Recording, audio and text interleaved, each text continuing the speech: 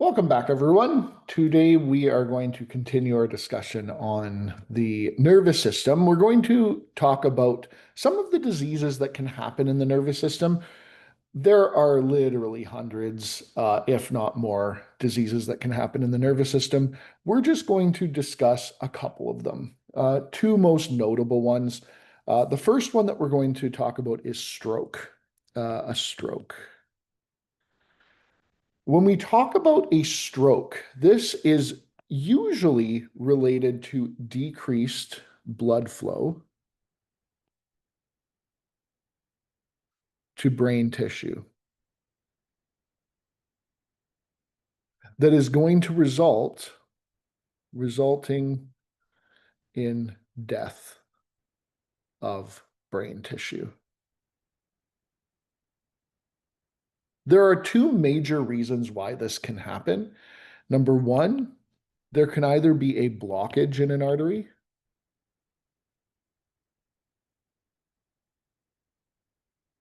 and this is referred to as an ischemic stroke.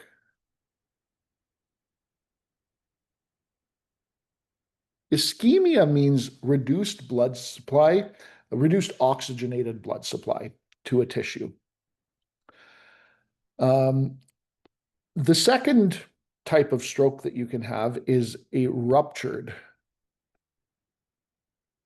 artery. There's still blood in the vicinity, but it is not being directed at the brain tissue in the way that it's supposed to be. It's actually just bleeding around the brain, which is not helpful. This is referred to as a hemorrhagic stroke.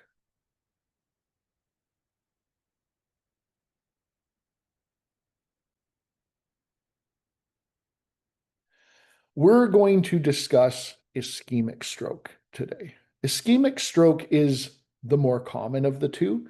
Both can happen, both can have very devastating effects, but we'll discuss ischemic stroke.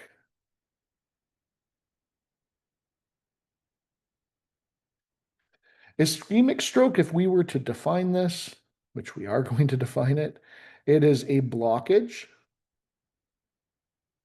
in the blood flow to a specific part of the brain. The larger the vessel that gets blocked, the more devastating and the more widespread the effects are. When we look at the epidemiology,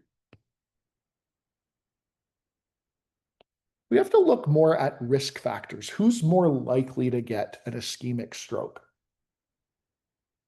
These risk factors are the same risk factors that somebody would have if they were at risk of a heart attack. So when we talk about heart attacks, we are going to essentially have the same list of risk factors. Let me just see here. Cool. Okay. Risk factors.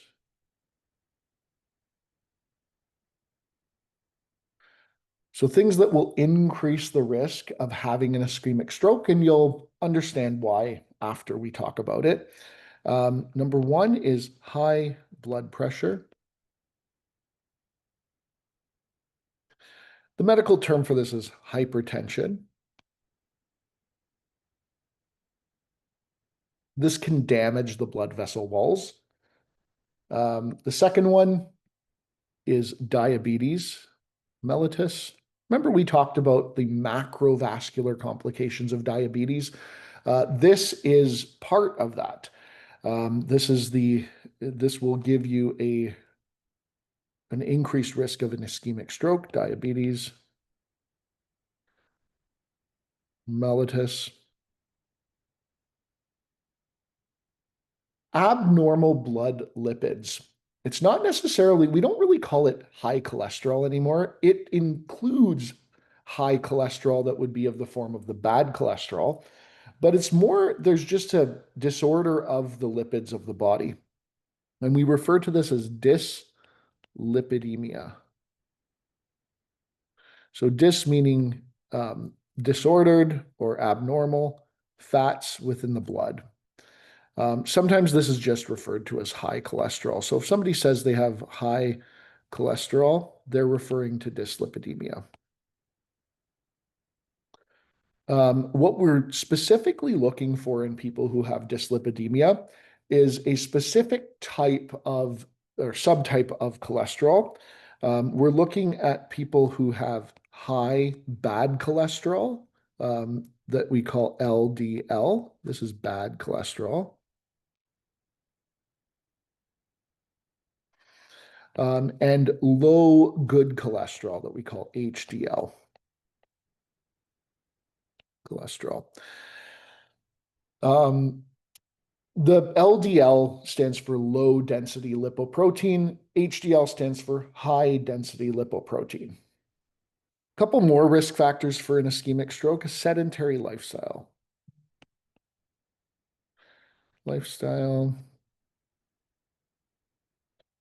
Um, Men tend to be more at risk of stroke than women. And the thing that causes pretty much every condition within the body that is bad, smoking.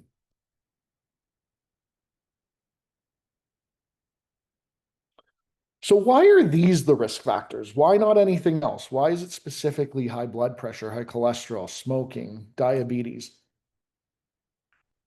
If we look at the major etiology of ischemic stroke, the major etiology is something referred to as atherosclerosis. Oh, better start that over. Atherosclerosis. And atherosclerosis is really just a narrowing of the arteries due to fatty deposits and inflammation.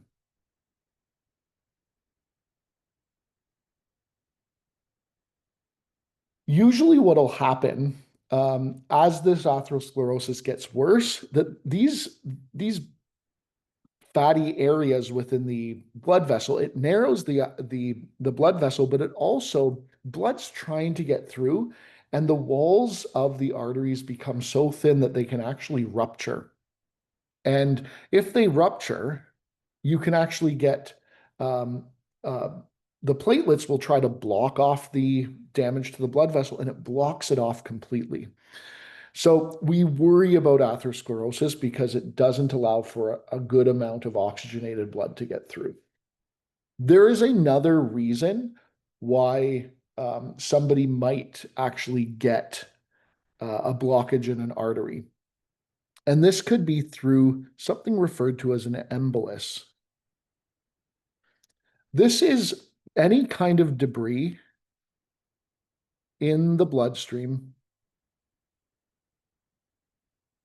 that shouldn't be there, that could actually get lodged in the blood vessels and then eventually gets lodged in the blood vessels around the brain and can lead to a stroke.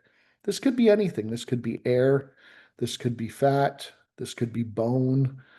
This could be a clot, a blood clot that happens that breaks off and goes from one end of the body into the area around the brain. So it could be atherosclerosis or something traveling through the bloodstream that shouldn't be there. When it's related to atherosclerosis, I mentioned that you can actually get a the actual blood vessel plaque could rupture and then your platelets sort of clot it off. So it leads to a blood clot and it blocks off the flow of blood to the rest of the brain. This blood clot, when we talk about a blood clot, the term for that is a thrombus.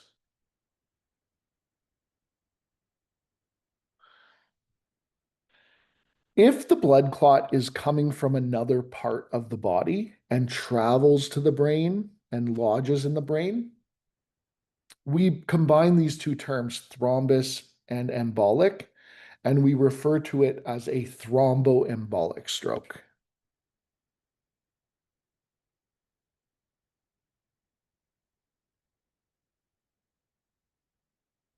I'm not going to get into the particulars about how this might occur, but if you're interested in reading about it a little bit early, because you might be interested in cardiovascular physiology, by all means read about it. It's related usually to a condition called related to a condition called atrial fibrillation.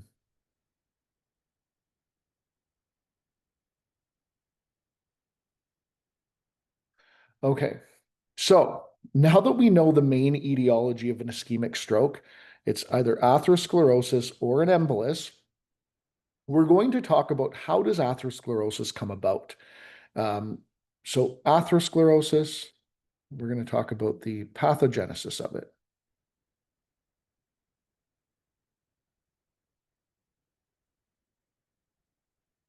This is going to be more of a pathogenesis.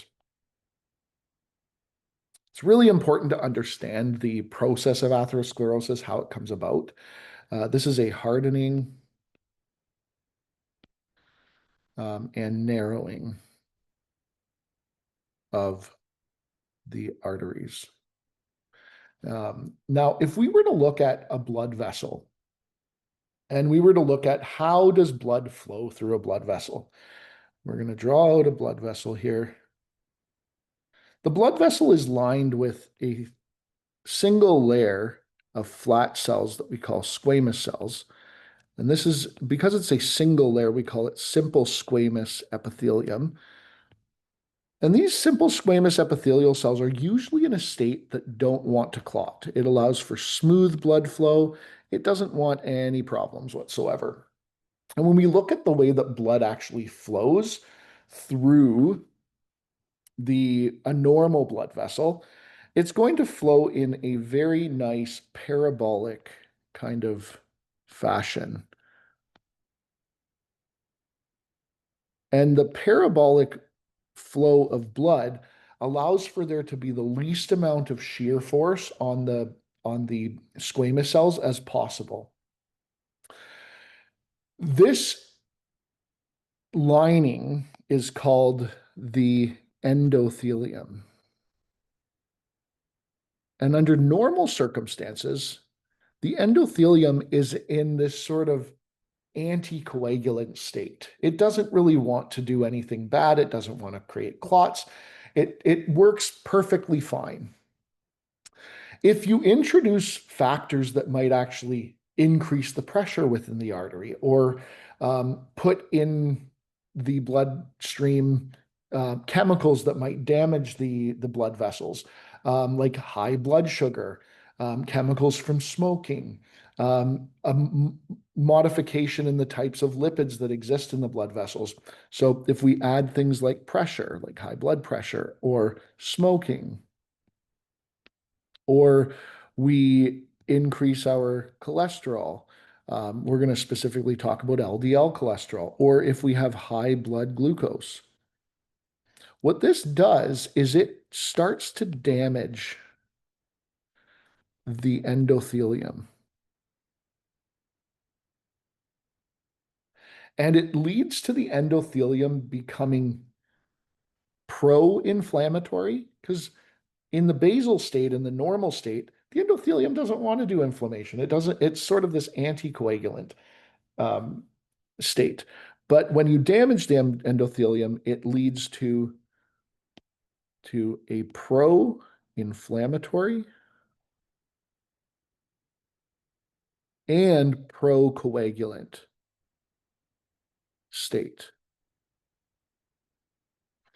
This pro-inflammatory and procoagulant state is referred to as endothelial cell dysfunction.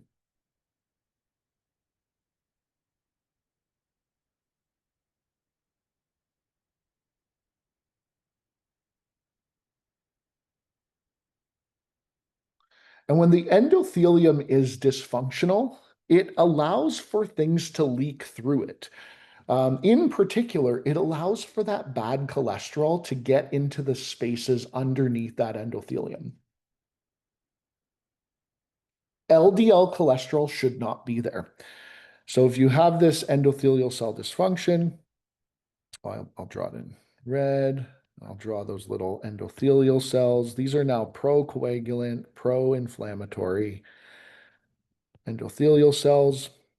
And it allows that LDL that is actually traveling through the bloodstream to get into the layers that are underneath, are deep to the endothelium. So there's going to be all this LDL that starts to accumulate within the undersurface of that endothelial lining. That LDL, that low density lipoprotein, that accumulation of cholesterol will lead to something that you can actually see if you look at a blood vessel that's diseased with early atherosclerosis. You get something called a fatty streak. This is called a fatty streak. Now, this LDL cholesterol, it gets modified once it's there. It actually gets an ester group put to it and it becomes oxidized. It actually has to be tagged because the cells of the immune system are thinking this stuff shouldn't be here, so we're going to get rid of it. So this LDL cholesterol becomes oxidized. And if we look at the next thing that's going to happen here, we have the LDL cholesterol that is oxidized. So we're going to draw this out because I don't have to draw all these blood vessels out every single time, but I will. So this LDL cholesterol is in the spaces between the cells, and it shouldn't be there. So our immune cells, in particular macrophages, are going to go and they're going to start to engulf the LDL cholesterol. So these are going to be our macrophages, and they're going to engulf our LDL cholesterol, and they're going to start to accumulate all of this LDL cholesterol. The problem is that macrophages don't have an off switch for being able, when they start to engulf this LDL cholesterol. They just keep eating it and eating it and eating it, and it can't properly break it down. So what these cells kind of look like, they just get larger and larger, and they look like they have all this sort of soap inside of them. They look like there's a lot of foam inside of them, and they are called foam cells. So these are macrophages with ingested phages with ingested LDL, and they are called foam cells. They don't have an off switch. If you've ever played Kirby's Adventure for Nintendo, sort of Kirby engulfs the stuff and sort of gets bigger. I sort of think of it kind of like that. If you don't know who Kirby is, that's okay. Part of the problem is that once these macrophages start to eat this LDL cholesterol, they start to release inflammatory mediators. They start to release inflammatory mediators. Your blood vessel's trying to repair itself, but at the same time, you're accumulating more LDL cholesterol there. There's so much accumulation of this of this of this cholesterol and these immune cells that you start to actually get a bit of a blockage. So if we look at the blood vessel, it's no longer nice and open. It starts to have this little sort of blockage because all of these deposits are going to start to accumulate here. These fatty deposits are going to start to accumulate. Here, these foam cells are accumulating, all the LDL is accumulating, and your blood vessel is really trying to wall off the inflammation, and it produces this sort of scar, this fibrotic tissue that is going to make these plaques really stable. This is an atherosclerotic plaque that is going to start to narrow the artery, but it's really stable. It's a very stable plaque because it has a really thick cap. So this here is the stage where this is called an atherosclerotic plaque. And because this plaque is thick, it is a stable plaque. Unfortunately, these macrophages are not done yet. They start to, oops, I'm going to just let you know that this is scar tissue. These macrophages aren't done. They're going to continue to release inflammatory mediators.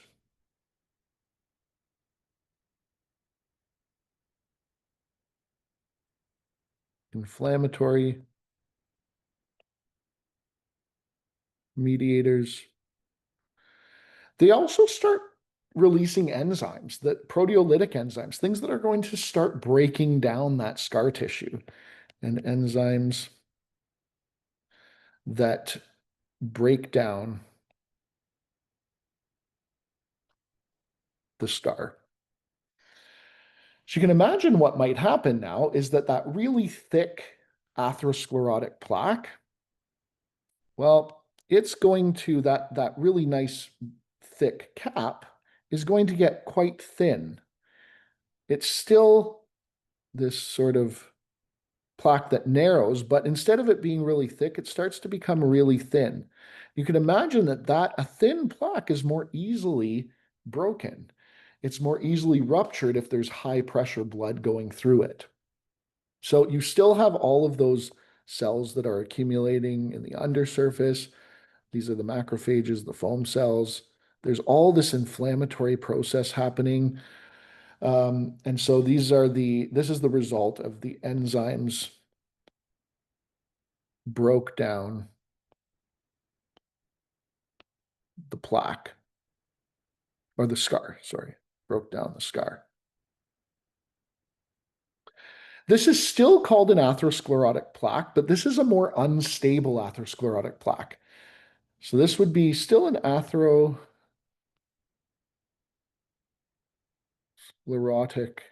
plaque, but it's unstable. Sometimes it's referred to as vulnerable. It's a vulnerable plaque. It's vulnerable to rupturing.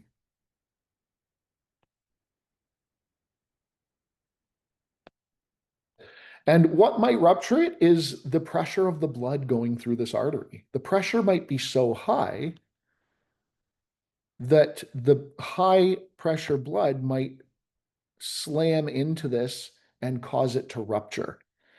And if that ruptures, one of the problems with this is that, so you might get this blood that's trying to flow through a narrow plaque. It doesn't have that nice parabolic motion anymore. It's very turbulent, and it's going to slam into that unstable plaque, and it can rupture it.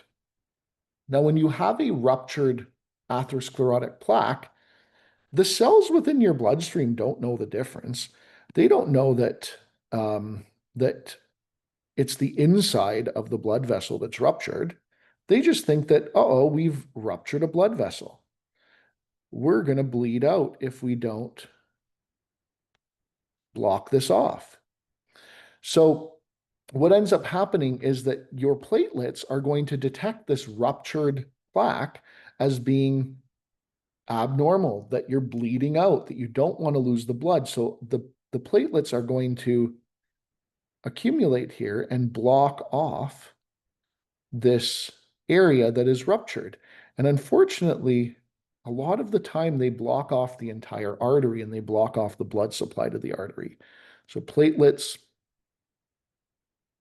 aggregate to repair. Really, they're just trying to repair the artery, but they block the flow. And so blood can't get through. Blood stops.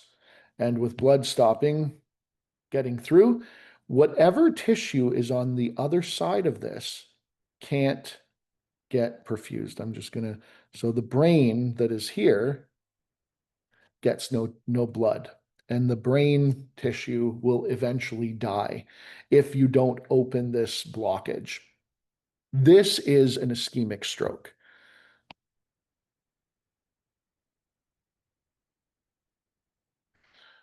Over time, if this blockage just doesn't get opened up, that brain tissue will eventually die. And the term that we use for that is infarction.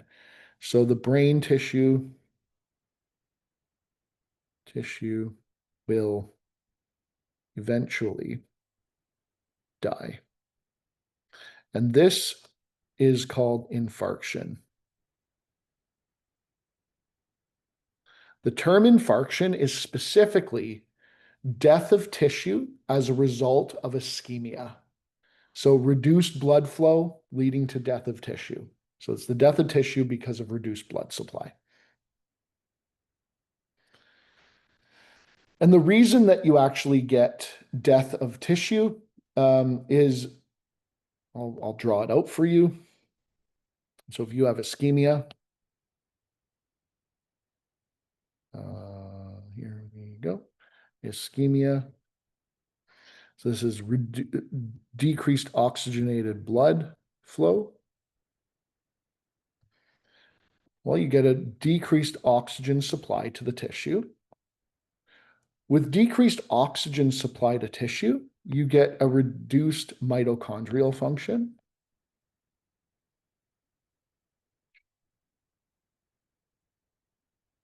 And we know that mitochondria are important to aerobic respiration.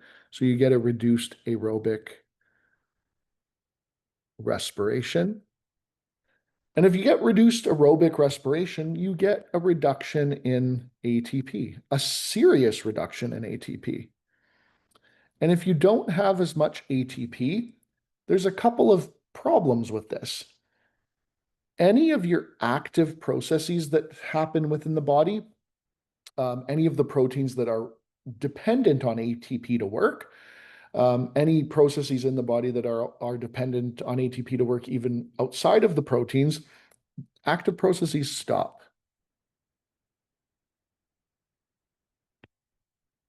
And you get, usually this will lead to swelling. One of the active processes is to make sure that sodium levels and potassium levels are balanced on either side of the cell. That goes away. Your sodium potassium pump stops working. We call this swelling edema.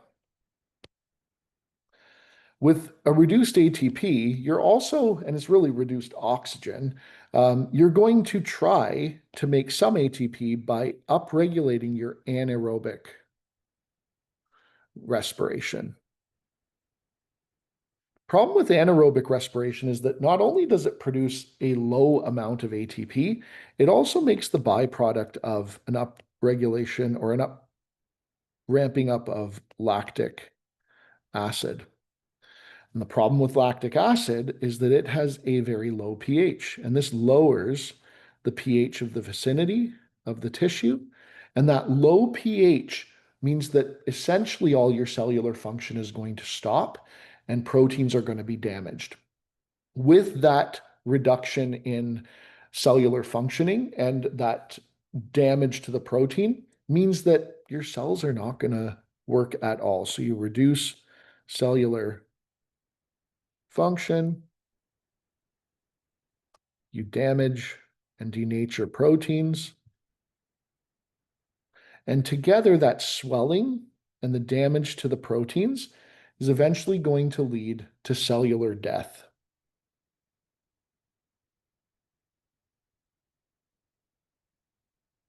This is referred to as infarction because it's reduced blood supply. Infarction, not infraction, so don't get that mixed up. An infraction is a legal thing. And the exact type of cellular death that occurs in this case is necrosis. That accidental cellular death. And eventually, because of that, you get the loss of function. That's a lot of patho there and a lot of information to get to the point of how does that ischemia lead to loss of function. You may need to go through that a couple of times just to really wrap your head around it. When we look at the actual clinical manifestations of stroke, it really is highly variable. It's highly variable. It depends on what blood vessel is affected. It depends on the size of the blood vessel affected. Um, and it depends on the location of the brain that stops functioning. So dependent on size and location of the artery.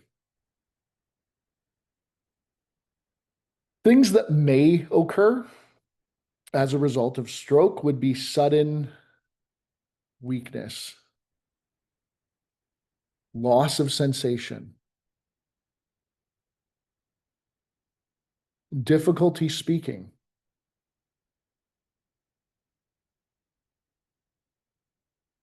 slurred speech,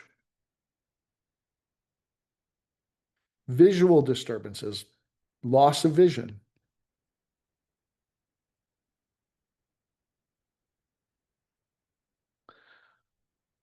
a change in balance. Oops, balance. I was thinking of the next point I was going to write. Balance, language difficulties.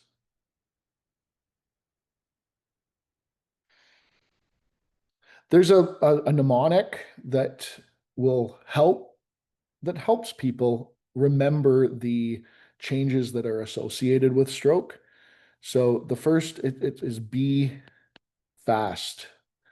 And this is in response to not only recognizing the signs and symptoms of stroke, but also it's helping people remember to be fast and to act quickly because time is brain. Balance for the B. E is eyesight, visual changes. F is facial droop. A is arm weakness. S is speech difficulties. And T is time to call 911. And the real question is how quickly?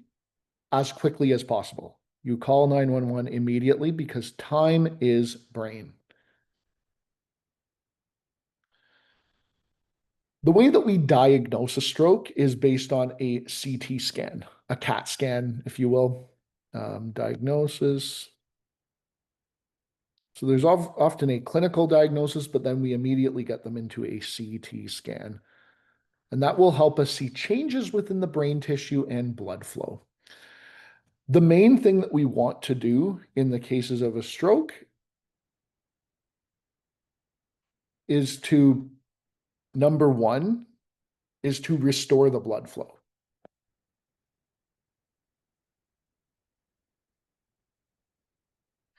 And this could be done through medications.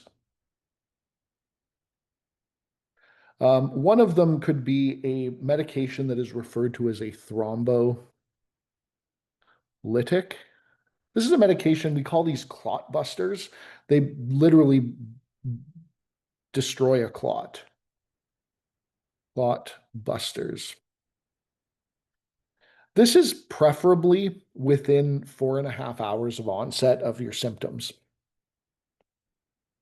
If it's longer than that, there's an increased risk of bleeding within the brain.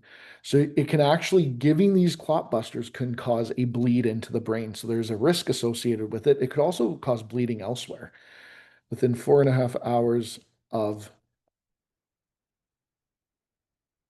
onset of signs and symptoms. I'll call S and S. The other way that we can restore the blood flow is with a catheter that's put into the blood vessel to open up the blood vessel. To open vessel. And this has to happen within 24 hours. But the sooner the better, preferably within 6. That's not the only thing that's important in treatment of stroke. It's really about reperfusion, getting that blood flow back. But you also have to think about how to prevent stroke from somebody who's either had a stroke already, how to prevent another one, or somebody who's at risk of a stroke, how do we prevent them from having one in the first place? And we call that more of a secondary prevention, another to prevent another stroke. So two, we're going to do a prevent future stroke or strokes. So people have risk factors for a stroke, but we want to prevent one from happening. You can use medications like anticoagulants. These are medications that can act against vitamin K. So these are anti-vitamin K medications.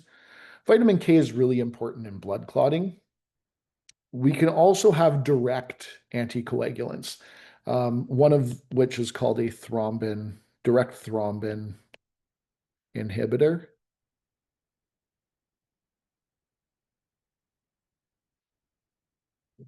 We use antiplatelet medications. You definitely know some antiplatelet medications. You might not realize that you know them. The most common of which is aspirin. It's an anti-inflammatory medication, but in very low doses, it reduces the ability of your platelets to aggregate. So it's an antiplatelet. The second one is something called Plavix. The name given for Plavix is clopidogrel. Both of them work on separate aspects of the receptors on aspirin or on a platelet, but they both prevent platelets from actually working to aggregate together. There are lifestyle modifications that can be done. So from a lifestyle perspective, there's exercise and diet. And then there's the reducing the risk factors. So reduce blood pressure, bring down that bad cholesterol, control diabetes, and very importantly, stop smoking. These are all very helpful things to prevent future strokes, both in somebody who's had a stroke, but also discussions of for at least some of these to prevent a stroke from happening in the first place. You're not going to use all of these measures in someone who's never had a stroke, but like, for example, you're not going to put someone on Plavix if they've never had a stroke before. Or if they've never had a stroke or a heart attack. You're not going to put someone on Plavix, but you might put them on a maintenance dose of aspirin to help prevent any kind of platelet aggregation that happens. So that's our main stroke section. We're going to talk about one more disease that that is very, very common neurologically. This has less to do about blood flow and more to do with a change in cognitive function. In order to understand the cognitive side of things, I'm just going to give you a very brief overview of memory and cognition. It's probably only going to be about 5 or 6 lines, but it's all you're going to need to know for our purposes. In your future careers, you may need to know more, and I encourage you to delve deeper into it if you need to. So from a memory perspective, there's really 2 types of memory. Well, there's more than 2 types, but we can separate it in a couple of ways. So we can either talk about memory being short-term or long-term. Short-term memory is dictated by the prefrontal cortex, and long-term memory is dictated sort of by the temporal lobe and an area within the brain called the hippocampus.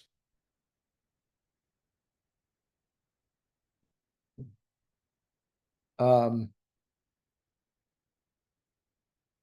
there's a joke I'm going to tell you. Where did the hippopotamus go to study for their post-secondary education? They went to the hippocampus. Anyways, probably not funny, but um, anyways, declarative memory. You can also separate it into a couple of other types of memory. Declarative memory, these are factual events, people, places, factual things, facts, people, places, events that have happened. That is going to be your declarative memory. There's also procedural memory. And procedural memory is being able to remember steps/rules. When we talk about memory in general, there are two major neurotransmitters that are important in memory. These are chemicals in memory. The first one is acetylcholine. This is really helpful in strengthening the neuronal connections to make memories happen and stick.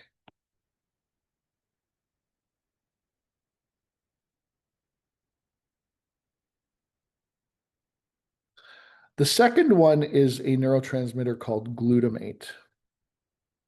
And glutamate is very important in consolidating memory. Oops.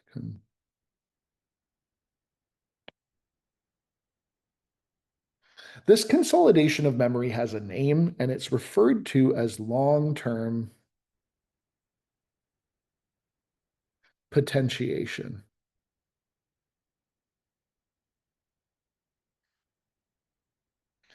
That's really all I want to say about memory. The really important thing to understand here is that acetylcholine strengthens neuronal connections for memory.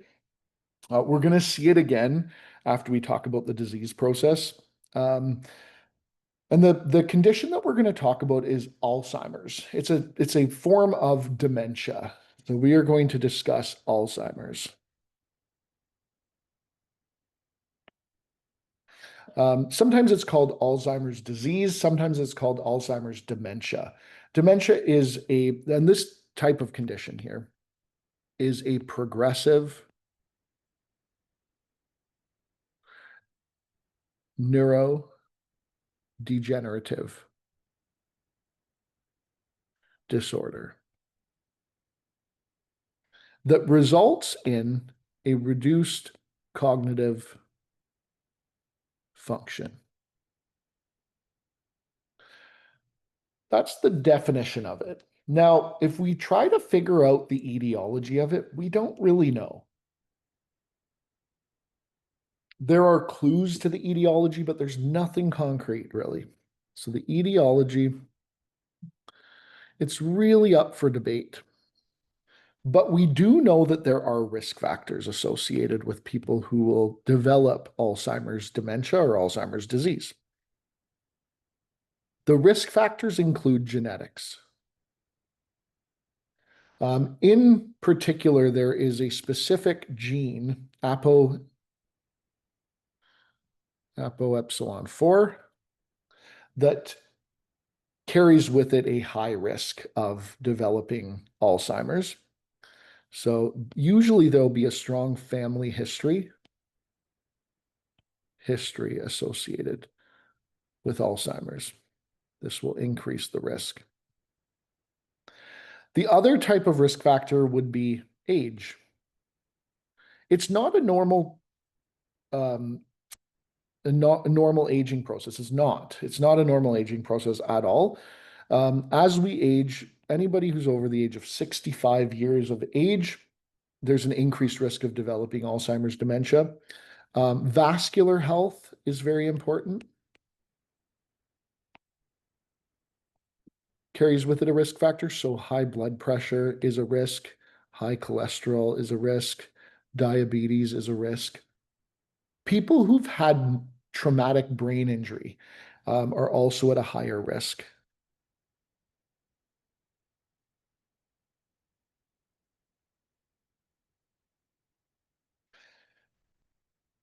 One of the other risk factors associated with Alzheimer's disease, and I'm going to come back to it briefly, is a chromosomal disorder that can happen, and it's called Down syndrome. People with Down syndrome often get quite early onset Alzheimer's. And the interesting thing about this is if you know about Down syndrome and you know what chromosome it's on, it's actually three copies of chromosome 21. So they call it trisomy 21. And so it's three copies of chromosome 21. I'm going to come back to that in a second. While we don't know the pathogenesis or exactly what's happening, we do see brain changes and we see changes at the cellular and molecular level. When we look at the patho of Alzheimer's disease, the first thing that we notice is that there is this upregulation of this type of protein called an amyloid beta or beta amyloid protein. Sometimes it's referred to as A beta proteins. People with Alzheimer's disease have these beta amyloid proteins deposited within their neural networks. In neural networks. We don't know what causes these to happen. We don't know why they happen, and we don't know whether the Alzheimer's causes it or whether it's caused by the Alzheimer's. I actually think I just said the same thing twice. We don't know whether this causes the Alzheimer's or the Alzheimer's causes this to happen. Sometimes we will refer to these as beta amyloid plaques. And the thought is that these may disrupt the neuronal communications.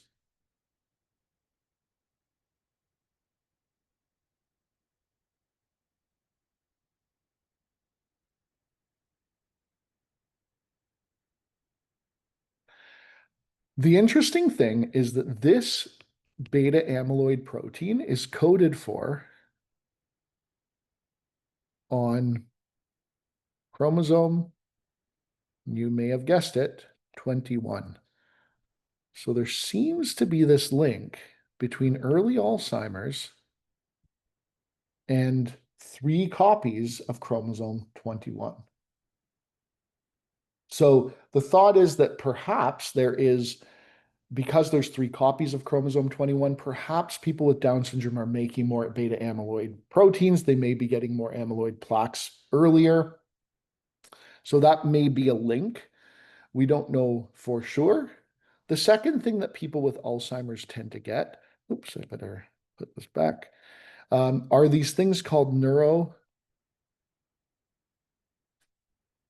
or fibrillary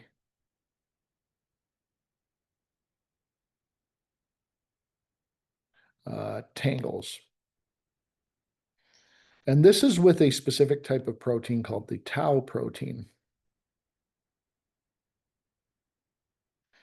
And so these tangle and twist around neurons.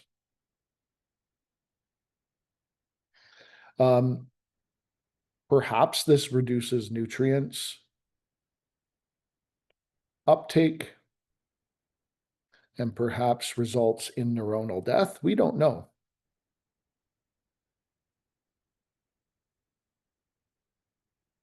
That's the thought.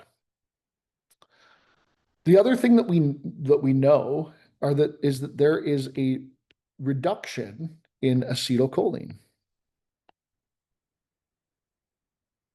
in those with Alzheimer's. And therefore, you get decreased memory and learning. And the fourth thing that we notice, and sort of points toward this being a neurodegenerative disorder, is that if you actually do a CT scan or an MRI in individuals with Alzheimer's disease, their brain shrinks. They get cerebral atrophy.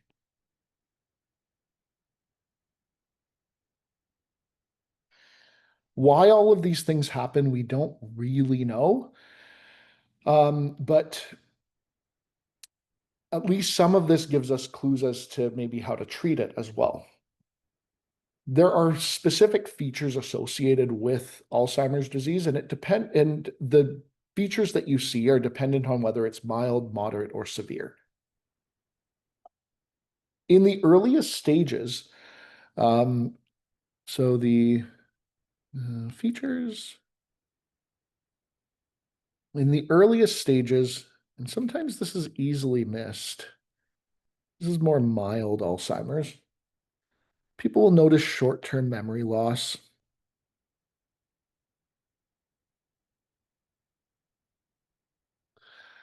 They'll start forgetting familiar tasks and recent events that happened.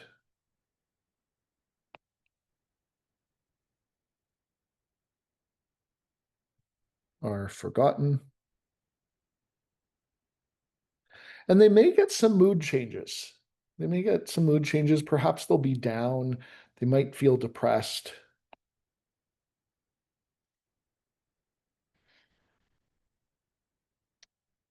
It is a progressive illness. There are very few things that can actually change the trajectory to actually stop the trajectory. Things can slow it down. Medications can slow it down. But when it progresses to more moderate, this is where people start to forget the names of people close to them. Family and friends. They'll have word finding problems.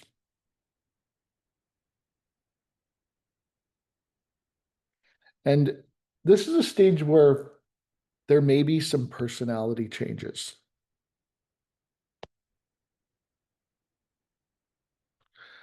In particular, sometimes people get paranoid.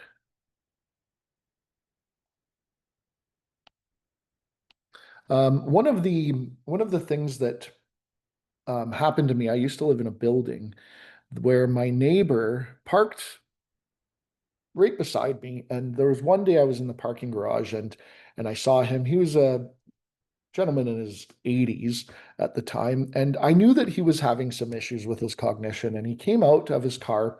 I was coming out of my car, and he said, "Hello, Joseph. Can I talk to you for a second?" And I said, "Absolutely, you can."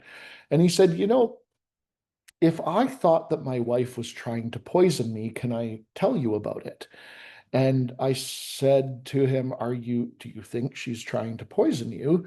And he just sort of looked at me, laughed a little bit, and said, "Sometimes," and then walked away and went back to his went up to his condo. And it struck me that there was a little bit of paranoia about things. Now, is it possible that there was something untoward going on? Maybe. However, one of the things that may be happening in that case is that perhaps he was going through a moderate Alzheimer's, and perhaps his wife is the person who gives him his medications, and he is a little bit suspicious about these pills that she's trying to give him, and he's paranoid about her trying to poison him. Was that definitely what was going on? I don't know. But it struck me that that could have been what was going on. Um, Anyways, that is the moderate. Now, in the severe, this is where people get loss of speech. All the personality changes get worse. The forgetfulness gets worse. Loss of speech. And in the most severe forms, it starts to affect the skeletal muscles as well, and you get motor dysfunction.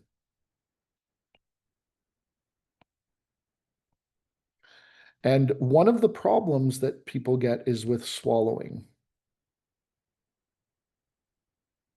So when they eat, they start to aspirate their food into their lungs and their liquids into their lungs, and they get an aspiration pneumonia. And that's what usually results in death.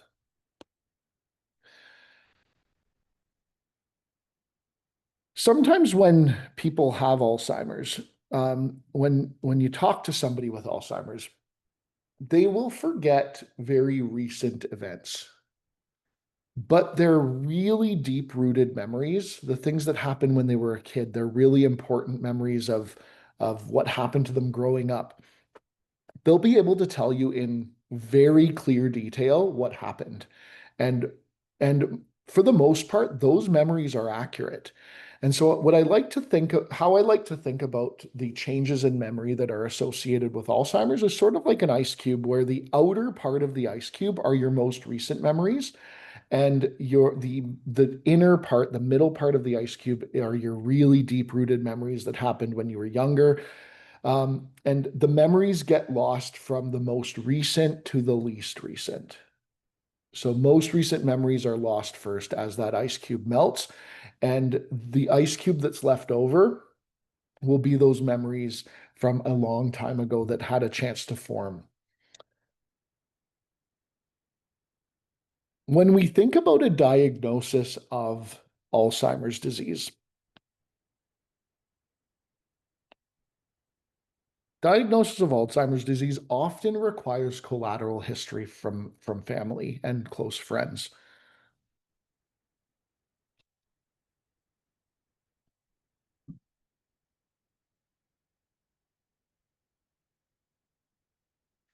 It also requires some cognitive testing, and there are two main cognitive tests that are done, one more than the other.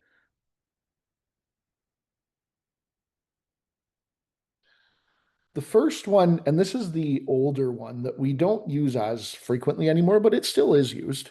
It's called the Mini Mental Status Exam.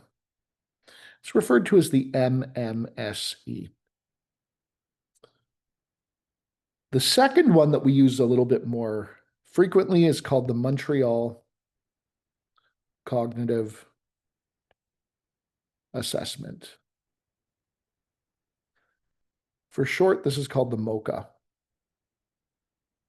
And I'll show you a copy of each of these. I'm going to stop sharing my screen for a second, and I'm going to share a copy of the Mini Mental Status Exam. So this is the Mini Mental Status Exam. You put the patient's name there, you put the examiner name, you put the date that you do it, and then there is a score of 30 for this exam. First question is really around orientation. What year is it? The season, the date, the day, and the month. One of the issues, there's a little bit of leeway with this because some of the individuals and a lot of the individuals who have cognitive issues are retired. The day of the week doesn't really matter too much. If it's a Tuesday and they say it's a Wednesday, is that a big deal? Probably not. If it's the year 2025 and they say it's 1982, that's a bigger deal. Or if it's summer and they say it's winter, that's a bigger deal than them being able to tell you, oh, it's the 16th of September compared to the 15th of September. Not as big of a deal. They should be able to tell you where they are, the country, the province, the city. If they're in a hospital, they should be able to tell you that they're in a hospital. If they're in a clinic, they should be able to tell you that they're in a clinic. And they should be able to tell you a floor that they're on. The next one is probably the most important one, or one of the more important ones. If there's one test here that will help diagnose Alzheimer's or at least point you in the direction, is that they are going to ask you. Actually, it's not the next one; it's the recall one. The recall one. You're going to give them three objects, and they are going to repeat them to you. You're just gonna give them the names of them, and they are going to ask you, you're going to ask them to tell you what those are in 5 or 10 minutes. And if they can remember what those three objects were in 5 or 10 minutes later, they are generally less likely to have Alzheimer's. If they can't tell you what those three objects are, they're more likely to have Alzheimer's, even if they can only remember two and they can't remember the third. There's a little bit of math. So serial sevens, they'll ask you to start at 100 and count backwards by sevens. If people are not mathematically inclined, they'll often ask if they can spell the word world backwards. There's a whole bunch of language testing. And then there's a drawing test where they have to take two pentagons and they have to draw them exactly as seen here. So they would be given a piece of paper, or they can draw it on whatever piece of paper, and they have to be able to draw two five-sided objects, okay, that intersect. Now, in order to actually pass this particular part here, they have to draw two five-sided objects and they have to intersect at a quadrilateral. If they intersect at a three-sided object, it doesn't count. They don't get the point for it. One of the things about this particular test is that it seems to be associated with ability to drive. It's not always the case, but it seems to be. Like if somebody can't do this test, I will often ask them when their last driving test was and request that they may get a driving test. The important piece to this mini mental status exam is that it also is dependent on the person's first language. This test is available in pretty much any language that you can think of. It is also dependent on a person's education level. Score of 30, a normal score is anything above 24. However, anything above 24, it really depends on a person's education level. If you have a rocket scientist in front of you who has a PhD and they get 29 out of 30, that is a highly abnormal score. Given their education and their background and maybe their work history, 29 is a highly abnormal score. They should not get anything less than 30. Compared to somebody who may not have gone to school, maybe didn't finish post-secondary education, hasn't been in school for a very long time, they may score a 26, and that may be very normal for them. This is not the most common test done. The most common test done is a bit of a harder one that they call the MOCA, and I'll show you the MOCA. Wait, am I sharing the right? Yeah, I'm sharing the right one. This is the MOCA. They do a visual spatial assessment. So they show you this, this test here, and you have to continue the pattern. So it goes from 1 to A, 2, and then you have to continue the pattern all the way through. And a person without Alzheimer's should recognize that it goes 1A, 2B. Okay. Then they have to copy the cube. So this is that visual spatial aspect. One of the more important pieces here is this ability to draw a clock. They'll draw a circle, they have to put all the numbers down, and then they have to specifically put the time at 10 past 11. This is an important time because it requires them to understand that the hands of the clock, well, 10 past 11, while the hour hand goes to the 11, they have to be able to abstractly think about this 10.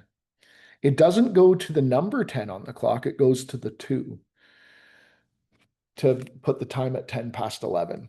People with cognitive dysfunction or cognitive impairment, they may not be able to do this. Some people who function very well cannot draw this clock. They have to name animals, and the animals are a little bit harder than what you might expect. And instead of remembering 3 words from the MMSE, they have to remember 5 words. Okay. They don't get any points for immediately repeating the words. They get points for recalling them after 5 minutes. If they get any hints, they don't get a point for that word.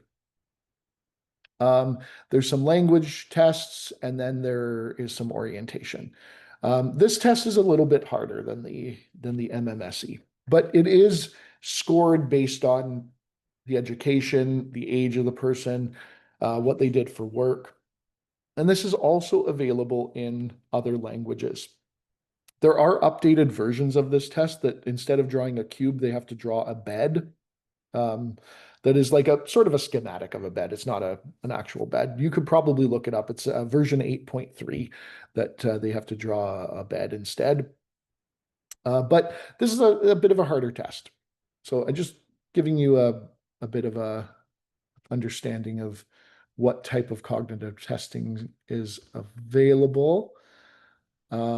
It's really difficult sometimes, like it's actually quite difficult for people who are in the room with their loved ones while they're doing this assessment to not help them. It's really important that they're not helped because if they're helped or if they're cued, the test isn't valid. And it could also be very frustrating for the person doing the test if they feel they can't remember. It can be quite distressing for them. Um, so it's important to recognize that the testing is not easy for either the family member nor the person who's actually going through it. Once a diagnosis of Alzheimer's is made, there is treatment available. Now, there are the main treatment that is available are treatments that try to increase the action of acetylcholine in the brain for a longer period of time. So there's less acetylcholine, so whatever acetylcholine is there, we're going to try to help it act longer.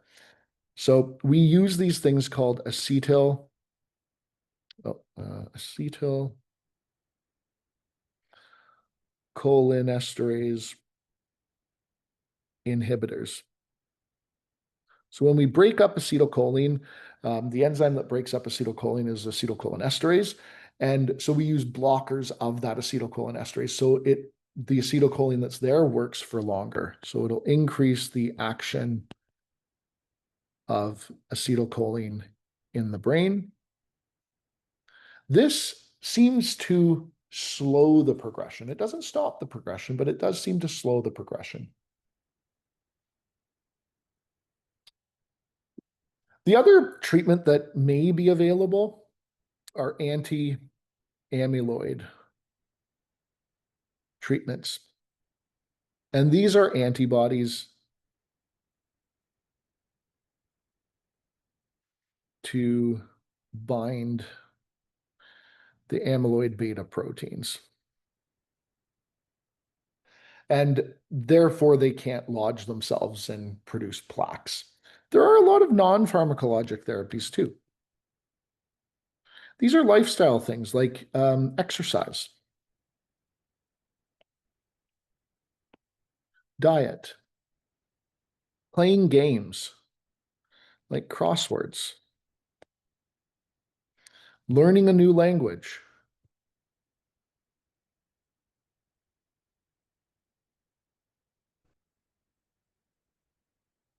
All of these things are really helpful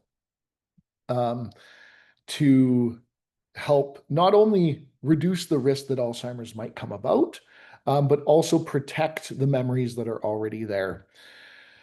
So that's a really quick overview of two diseases that we commonly see within neural dysfunction. So ischemic stroke, very, very common, and Alzheimer's disease, also very, very common.